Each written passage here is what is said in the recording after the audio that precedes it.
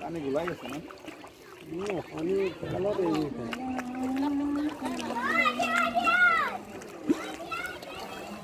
কত বড়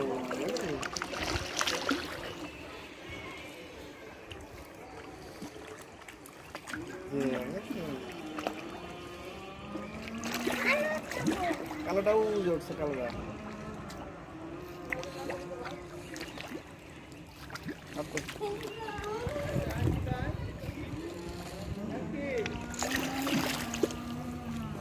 মাছ আগে